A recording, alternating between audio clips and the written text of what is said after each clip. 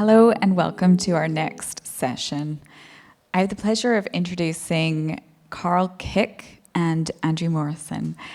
Firstly, Karl is a cloud architect and sustainable software engineering advocate. Karl believes in building the right IT and building it right through product thinking and high performance and effective engineering. Karl specializes in software design, workflow, and workload optimization, delivering value and realizing sustainability and sustainable fast flow through simplification. Andrew has over 20 years of experience in quality engineering.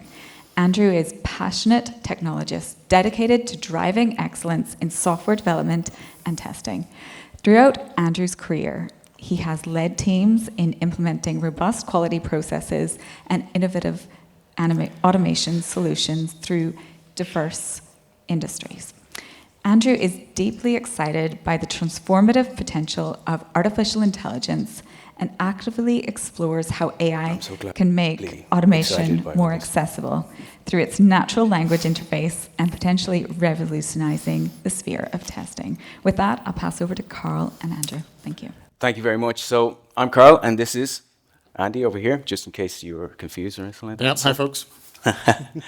So we're here to talk to you about AI augmented modernization, right? So that's a bit of a mouthful, but like most things AI related these days, it comes back to fundamental principles and practices, okay, of software engineering. So that's really what we want to talk to you about today. And of course, it's AI augmented, etc., but really it's leaning on those principles and practices that have been recommended for many, many decades now at this stage. And you know, why should you listen to us today? It's because everything that we're going to show you here today, we are doing in our work, right? We do it from day to day in a very large transformation program that's in Liberty right now. So this particular talk, right, will walk you through the context, right, give you some context about what we're doing, but really we want to get quickly to a live demo that Andy's going to run you through, and then there'll be some videos with some pre-recorded material throughout as well. So, over to you, Andy. Yeah, thanks, Karl. So, feels a bit weird being at a developer conference, having been a career tester. It's kind of like I'm the anti-guy to the developers, right? But for me, quality is at the heart of what test, development, and all of those kind of other functions are all about. And Deming, no quality presentation can be really considered complete without a Deming quote in it. So quality comes from not from inspection, but from the improvement of the production processes. And that's kind of at the heart of what we're going to show you through a live demo. I am going to risk the wrath of the technology gods and try and do it live. But we're also bringing back the SDLC, make the SDLC great again, all of those cool things. Quality is not testing, or rather testing is not quality. Testing is just a quality activity. So we have kind of taken a step back and went back to the SDLC again and thought about how can we leverage AI, because anyone that knows me knows that I'm a lazy beggar. Anyone that doesn't know me now knows that I'm a lazy beggar.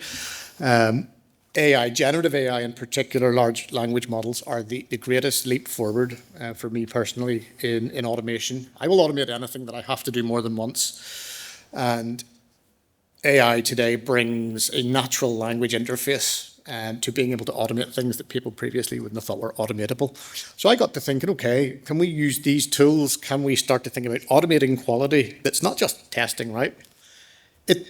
Let's go right the way back to the start of the SDLC, the solutions assurance, okay? Can we get our requirements right first time, okay? Everybody knows that if you get your requirements wrong, it doesn't matter how good your development team are, it doesn't matter how great your testers are, because they generally are, and it doesn't matter how streamlined your production and deployment processes are. The software will be wrong. And you'll create rework and your time wasted, and there's a monetary cost that comes with that. So we brought some GPT. It's OpenAI GPT 4.1 with our Jira tickets, right, as a collective epics and stories, and we put them into a GPT, and we ask a GPT, look, Can you assume the persona of a business analyst, a 20-year seasoned business analyst? Can you take the content of this epic and these user stories? Can you imply the invest principles to the content of the requirement?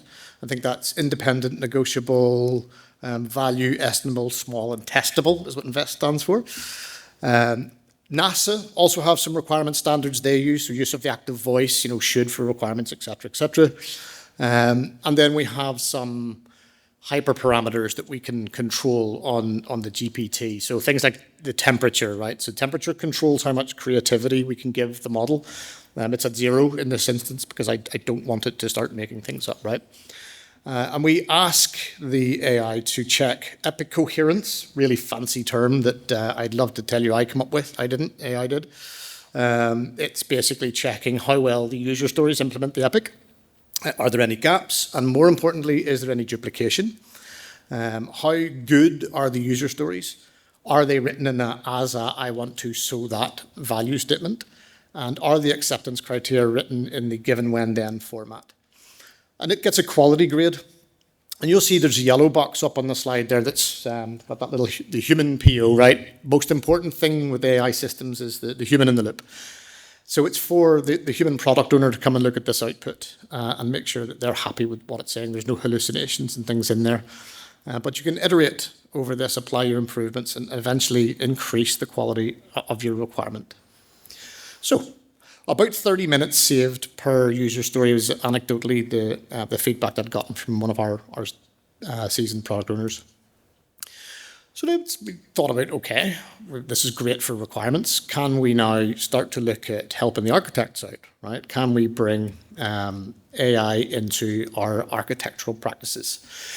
So again, architecture, it's looking at what the problem space is, what are we trying to solve, what candidate architectures do we have available out there, what are the good fits? That's plural, right? Because more than one architectural pattern can fit multiple, software problems, but there's always going to be one that's more right than the others. And we can find that out through human activities like domain to problem mapping, isomorphism, and other big fancy words that it's great to have AI come and maybe help us. And we get to these things through knowing what our driving characteristics of our software, the ilities, are. So they're what we're designing towards, and what our implicit characteristics are. So what is the box in which, that we're living. And using the GPT again, we can give it the requirements that we're working with, and we can give it some of our other previous historical architectural decisions that we've made for similar problems, and we can guide it to look at the requirement, evaluate all of the options, and help us explore the candidate styles and maybe come up with the potential solution.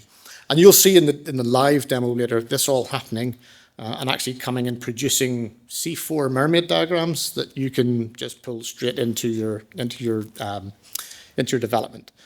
And I'm going to flick on to the AI augmented build assurance, but I'm going to hand over to Karl, to talk about that, because you'll notice that we've made requirements better. We're making the architectural artifact output better.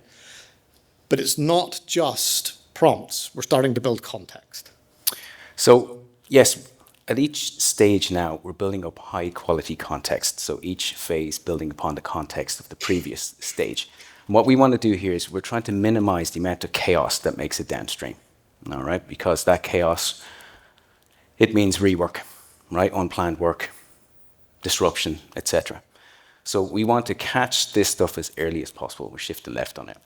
And we're improving the outputs at each one of these phases. So with this high quality context, this is exactly what LLMs thrive on. All right, so humans thrive on it too. We simulate this context over weeks, months, years, working with our colleagues shoulder to shoulder. But with an LLM, when you start that session with it, it's starting from scratch when it comes to understanding your organization, right? What your organization considers good, right? What are your constraints? What are the kinds of things that are permitted and not, right? So you need to load the LLM with that context to get the maximum benefit from it, the most effective outputs out of it.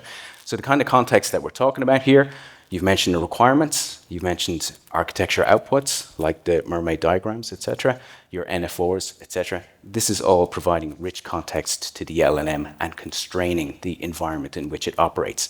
So you're starting to narrow down the problem space and what it can and cannot do and what it should and should not produce, so that you're going to have better outcomes. The other kinds of things that you can feed into this would be your enterprise standards, principles, practices, processes, tools, technologies, etc. You're now constraining it further. So it's not going to go out there and just start picking tools and technologies randomly. It's going to pick the ones that are applicable to you, your company, in this particular context. Another thing that we can tap into at this point here is guardrails. So you want to specify these kinds of things right down to the repo itself, right? What are the guiding principles for your particular project and your application? What's the tech stack? What are the tools? How do you structure it? What are your standards? What are the thresholds? Things like that that you're going to be working towards. You do that through instructions files, agent files, constitution files, etc. So you're building up all this lovely, wonderful context that you're going to use later when you get the LLMs to perform and execute tasks for you. So you still have the issue where you want to get from the context to the code. And there is this concept of specification-driven development. And really what that means is that in days of past, we would have considered specifications to be guidelines, and then you throw them away, right? Code is king. Now what we're looking at is that the specification through LLMs, they become executable. So the more context, the constraints, etc., the more descriptive you are, and providing just the right amount of context to the LLM, you can actually start getting it to produce far better outputs using specification-driven development. And they call it other things like markdown to code, etc., but really what it means is that you start to create a plan with your AI on what changes you're going to make to the application. All right? You can go through that plan through markdown, and it allows you to adjust it and know the kinds of changes that are going to be made to your code base ahead of time. So it's not like vibe coding where you're by the seat of your pants and it could go in any particular direction. All right. At the same time, the specifications, they will be broken down into tasks. They can be marked as parallel tasks. Some tasks can be parallelized, and if you have agents with the right capabilities, they'll be able to work on those things in parallel in front of you. Also, if you have very well-maintained modular code bases, which we should all be working towards if we don't have it already, you can actually have multiple agents working in the same code base at the same time on multiple specifications. So you're starting to unlock parallelism, right? Which is a fantastic place to be, because now we're starting to get this acceleration in output of code, and now we're going to find ourselves being able to spend more time in the problem space, creating more high-quality context. We're also going to start surfacing bottlenecks beyond coding, right? So where are those bottlenecks starting to appear? And we can start rewiring the SDLC so that we can get a faster rate of flow through it. And then, of course, you're going to be up in that problem space, working with the business, closer to users, etc. And that's also going to allow you to rewire the business to take advantage of this additional speed in the workflow, right? So very quick mention of GitHub Spec Kit. So specification-driven development is getting a lot of press these days. It's actually a really well-defined set of steps that you can follow in order to go from context, requirements, etc., to high-quality code. GitHub have released a library that's out there that you can install in your repo. It installs a series of prompts. Those prompts then work with your agents, and that allows you then to use these prompts in order to follow specification-driven development. And you can see here the kinds of things that we're talking about. Just those crucial guardrails at the very, very beginning, so you can constrain the LLMs so that they're not going wild, pulling in all these different types of technologies and doing things that are not compliant. And then you do that not as often as the specification flow, right? You keep that updated as you move through your development lifecycle. So once you have that, then you start with a very high-level specification of the business need. What is it that you want to achieve? Right? It's a technology agnostic. You can go through that, see your acceptance criteria. That's what gets fed in by the requirements, etc. It helps you move on to the next step, which is, now that I'm happy with that, you're working with the LLM, you're looking at the output in a markdown file, you're working with it. Right, what is the detailed technical implementation plan? That's the next piece there. So you go through that as well. And then that allows you to break that down into tasks. You can see a full list of tasks that it's going to do on your code base. All right, so you understand the kinds of changes it's going to make. You're minimizing the amount of surprises and the amount of free reign that the LLM is going to have when it starts altering your code base. And then, of course, you implement. All right, so that's just an idea of one way in which you can perform specification-driven development in your code base. Last thing here, we talk a lot about guardrails, and really what we're talking about here is we're in such a large program. There's at least 50 teams in this first iteration. Right, there's going to be hundreds later. We need to be able to coordinate and orchestrate complex work across many different teams, developers and agents, right? And in order to do that and have a consistent developer experience so that you can manage these agents and get a familiar and consistent experience here that you get over here, that you get over here, and then you can have a set of tools to be able to manage that without too much fragmentation and too much sprawl around technologies, we're bringing in consistent engineering tooling and standards across all of this area, right? And what we're looking to do here is have consistency across quality and reliability, security, and observability. But it's not just documentation, right? We're trying to make the documentation executable as well and enforceable. And what we mean by that is that we are setting expectations through these standards, but we're also making it easy to meet these expectations through enablement, frameworks, patterns, practices, things like that, that we make available to developers and agents, right? And then we are making sure those expectations are met using fitness functions that measure the fact that the behaviors are taking place. And we're looking to have enforcement at certain points in the SDLC where we will prevent work moving downstream if they don't meet the requirements, they don't meet the standards. That way we can stay on top of all this landscape of different development activities, etc., and we remain compliant. So really what we're looking at here is that they provide guardrails that guide developers and the agents, but at the same time it allows us to practice continuous compliance as we move through. So we'll get on with demo, shall we? I'll try and fit the 30-minute demo into the 12 minutes here. So. Okay, so I am hopefully going to drive over. That's a really poor requirement, right? I think, and this is going to be really awkward for me as well because I can't see this on this screen. It's just up there, right? So I wonder if I end the slideshow. Not bother. Right.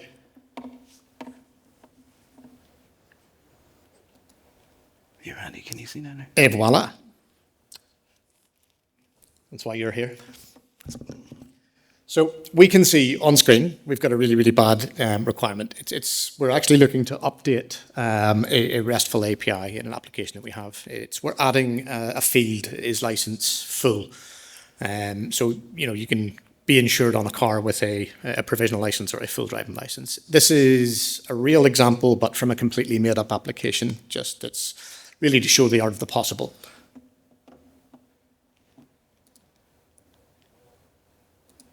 You see, I selected the product owner persona, hit continue. You will have noticed there's a developer persona in there. All it does is complain about the coffee that I make and tells me it's too cold. Now it's a work in progress. So the product owner persona, I'm going to click the adversarial review box, and I'm going to click actually, I'm just going to kick it off, right?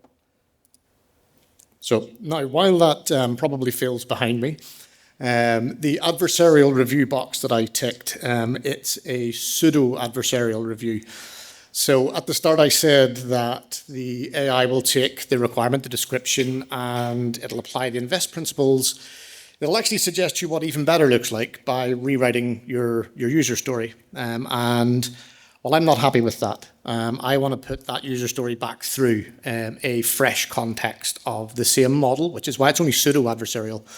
But there's a subtle change to the prompt that I use to instruct it to perform a more adversarial review on the input. It's going to actively look for faults, actively critique the output, and then suggest your rewrite of what even better looks like. And you'll notice I have to do it twice, right? So that rewrite then goes through another fresh context of the AI. I find 2 is generally the sweet spot for doing this. Anything over 2 tends to give diminishing returns. So when I scroll down, we should hopefully see that this requirement has been graded an A, but we'll see that it didn't start as an A. At the bottom it says that that has been enhanced by 2 adversarial reviews. I'll scroll down a little more, and you'll see the first analysis, it actually graded that requirement as a C, right? That's not great. And you'll see that it tells you the suggested rewrite, which is hidden behind that little panel. So if I click, that's its first suggested rewrite that it said you should do. It would have got you a B, but we passed it through again. And you can see actually it reviewed it again, and it gave it an A grade. Now, just to show that I'm not kidding along, I pasted this into another Jira ticket, test set 12.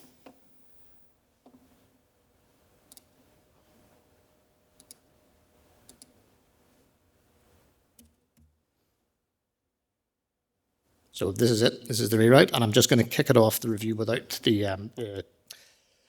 any adversarial reviews.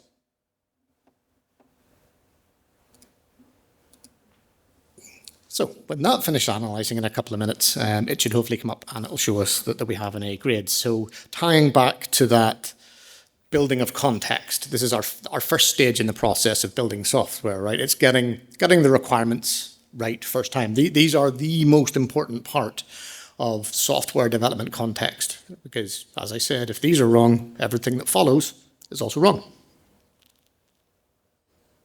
Woohoo, it didn't make a liar out of me. That's great.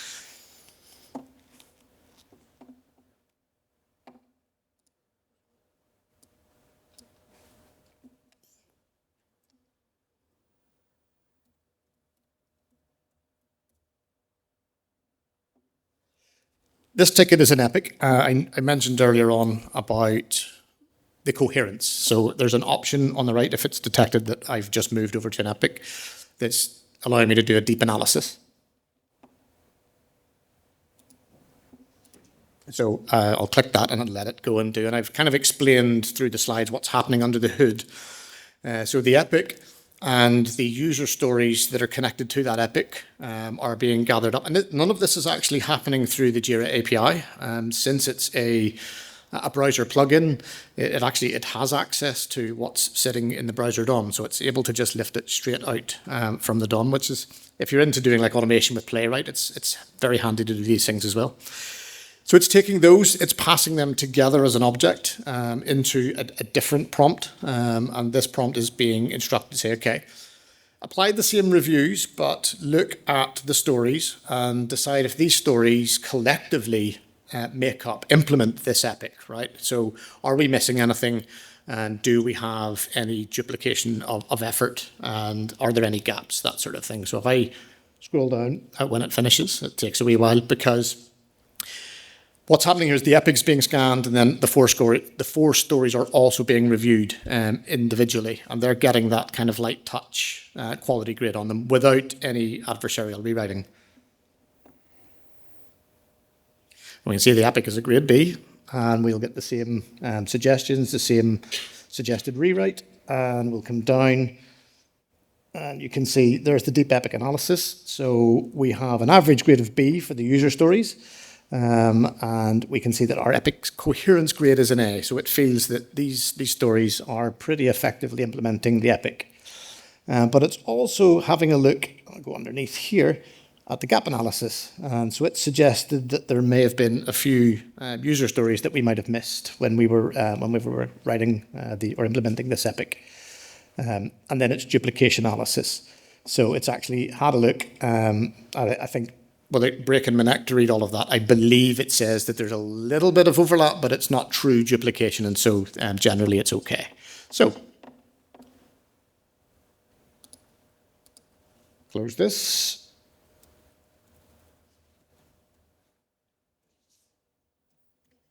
And go back to the test set 12.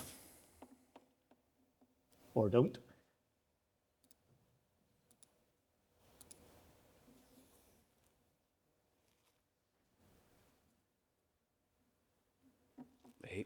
Lovely. Switch.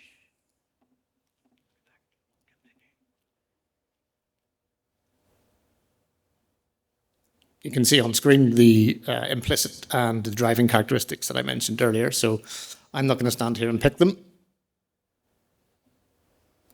I'm going to get my good friend George Paul Taylor 4.1 latest to pick them for me.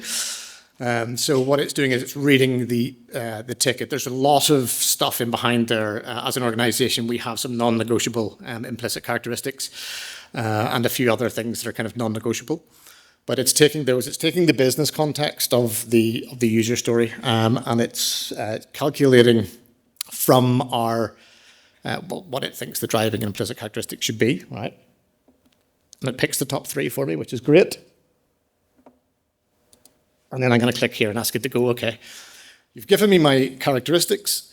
Can you now look at the problem, look at the candidate architecture types, do a problem to domain isomorphism mapping, and go ahead and automatically generate the architectural diagrams for me.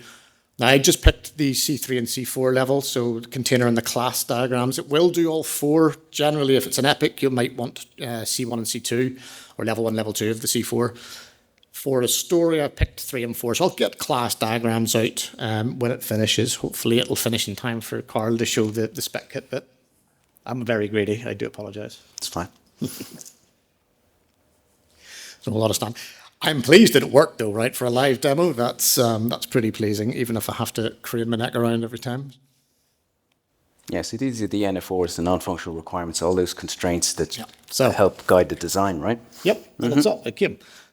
So a full isomorphism analysis. Now, it's anybody that thought, oh, it's an API, it's going to tell us to do microservices. It didn't. It actually reads the problems. It understands a bit of other architectural candidates that we have picked under the hood that's actually gone for modular monolith. So it's got a mind of its own.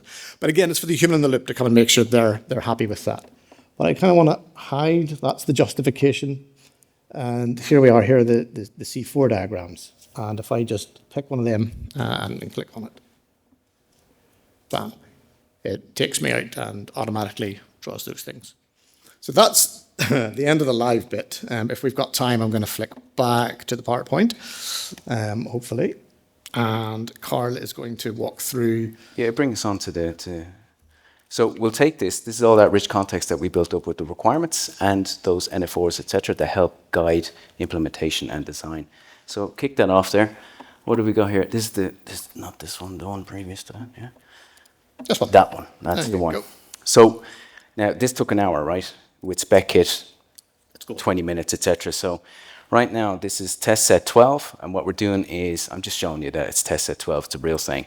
I want to move on now to go into my IDE, and what I'm going to do is I'm going to use the Jira MCP server, right? That's what I want to do.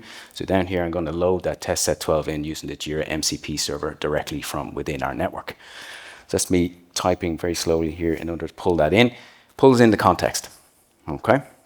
Now what I want to do is using that test set 12 context that's in the context window right now, I'm going to feed that to the specify prompt that's provided as part of spec kit.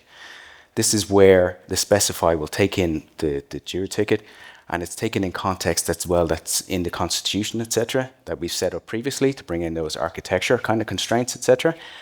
And it's going to create that high-level business and technology agnostic set of specification, right? And you can see here that it's got the primary user story. It's brought in the acceptance scenarios over here.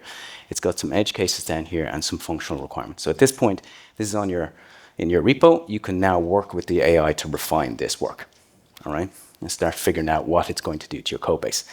Now, some things have been marked with needs clarification. So right now, the AI is confused about a few different things. It needs clarification. This is where another prompt allows you to go in and start working with the AI in order to clear up these items that need clarification. It's usually in the form of multi-choice questions and things like that, but you can put in your own as well.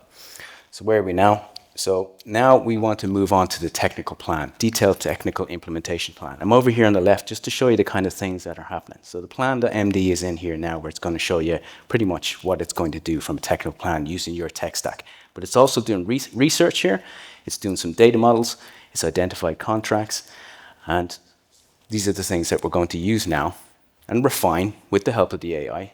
And we're moving on to the tasks piece. So we're going to break all this down into detailed tasks. And here they all here are.